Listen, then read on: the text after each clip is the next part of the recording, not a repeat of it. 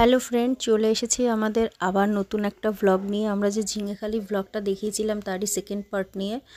তো দেখতেই পাচ্ছ, আগের দিন একটা পাশ তোমাদেরকে দেখিয়েছি, পশু পাখি এগুলো দেখিয়েছি। আজকে দেখাবো আমাদের সুন্দরবনের আমাদের যে আকর্ষণ ম্যানগ্রোভ অঞ্চল, যে সুন্দরী গাছ, গরান গাছ, সেগুলোই একটু দেখাবো।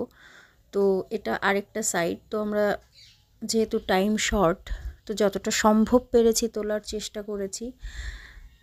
আমরা এখানে আমবাগান, জামবাগান, কলা বাগান দেখেছি, বাট এটা একটা সত্যিই আলাদা অনুভূতি। আমার তো সত্যি খুব সুন্দর লেগেছে। তো তোমরা যারা গেছো তারা সবাই জানো জায়গাটা কী রকম, আর যারা যাওনি তারা আমি অবশ্যই সাজেস্ট করব একবার অন্তত গিয়ে দেখে এসো। তো দেখো, আমরা আরেক পাশ দিয়ে হেঁটে যাচ্ছি।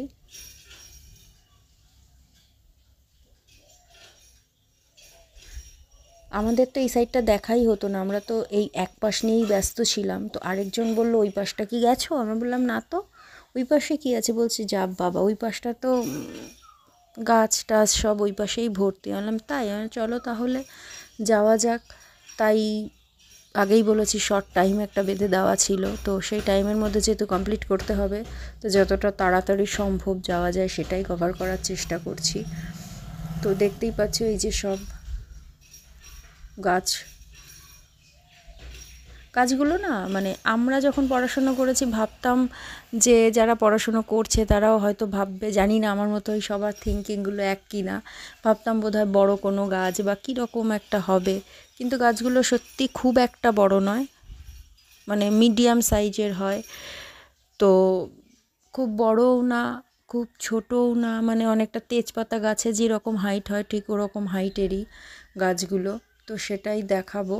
দেখতেই পাচ্ছ এক পাশে ব্যারিকেড দেওয়া, কারণ ওখানে সব হরিণ, তারপরে বিভিন্ন রকম সব রয়েছে পশু পাখি, যেমন বাদর, হরিণ আগেই দেখাছিলাম, বাইরেও কত বাদর রয়েছে। তো এগুলোই জাস্ট যাতে লোকজনের মধ্যে চলে আসতে না পারে, লোকজন যেন ওদের কোনো ক্ষতি করতে না পারে, সেই জন্যই ওটা ব্যারিকেড দেওয়া।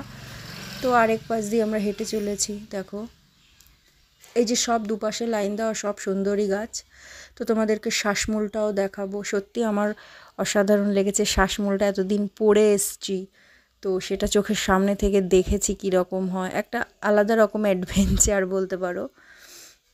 তো আমাদের একটা আলাদা অ্যাডভেঞ্চার সত্যি হয়েছিল, সেটাও পরে একটা সময় শেয়ার করব অন্য ভিডিওতে। তো দেখো সব সুন্দরী গাছ,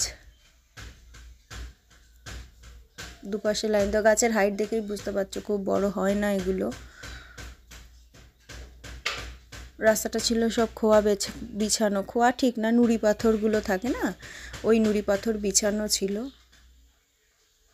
এটা জলের মধ্যে একটা জায়গা, তার চারপাশ দিয়ে সব গাছগুলো লাগানো।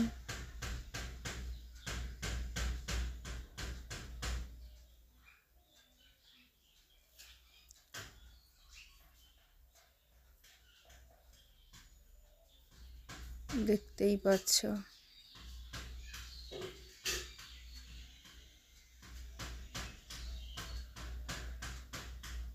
তোমাদেরকে একটু দেখা, এই যে সুন্দরী গাছ, এগুলো সুন্দরী গাছ, দেখেই বুঝতে পারছো এগুলো সব সুন্দরী গাছ।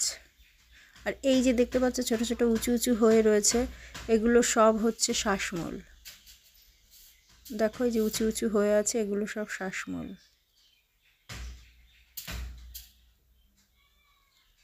তো এবার আমরা ঝিঙেখালি থেকে বেরিয়ে যাচ্ছি, এবার যাব অন্য একটা জায়গায়।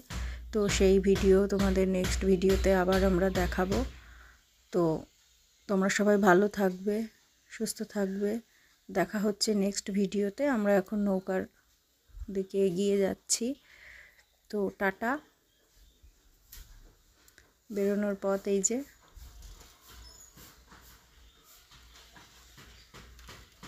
সবাই ভালো থেকো, সুস্থ থেকো।